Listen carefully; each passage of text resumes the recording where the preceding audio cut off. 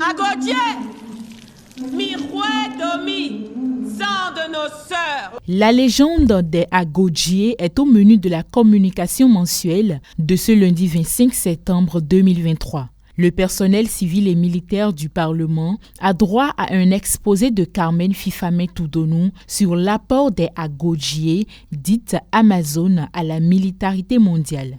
Elle a d'abord rappelé le sens même du mot Agodié. Selon nos recoupements lors de nos enquêtes à Abomey, le mot Agodié, dont vous connaissez la forme orale Agodié, signifie littéralement « prenez garde » ou « attention à moi ». Enfin, certaines littératures suggèrent marginalement de les appeler Minon. Minon qui veut dire littéralement nos mères pour désigner donc ces femmes guerrières du temps romain. Au nombre de 2 à 4 voire 5000 selon les époques et les sources, elles étaient présentées comme les plus braves de l'armée du temps romain. Ce régiment de femmes a dû naître en raison du déficit d'hommes au royaume du temps romain au XIXe siècle. Et les raisons de ce déficit seraient les pertes humaines dues aux guerres, les razzias des royaumes voisins, les tribus en captifs masculins payés au XVIIIe siècle par le temps romain au royaume d'Oyo. Sur l'origine des Agodié, les sources divergent. Selon les unes, cette troupe féminine existait déjà avant le royaume du Dahomey sous le règne du roi Aro Wegbaja. Mais c'est la reine Tassi-Rangbe, sœur jumelle d'Akaba, qui a régné de 1708 à 1711, après la mort soudaine de son frère Akaba en 1708, qui fut la vraie créatrice du corps des Amazones du temps romain comme régiment combattant, intégré aux armées professionnelles du royaume.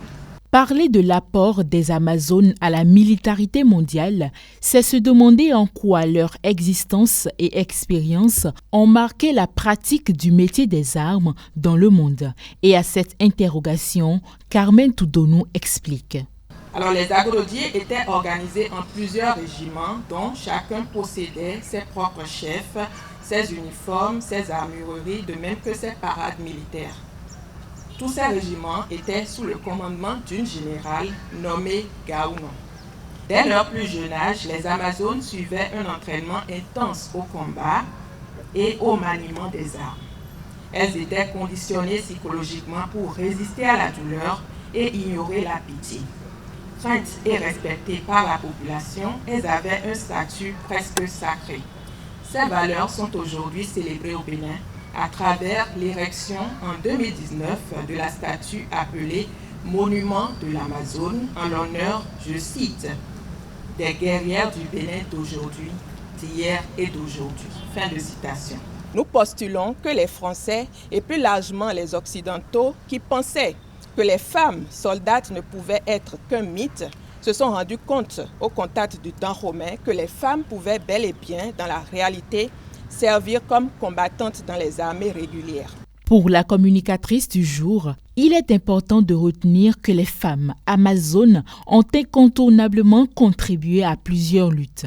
Et aujourd'hui, reconnaître leur place et les valoriser comme le font plusieurs gouvernants n'est que justice et plein mérite.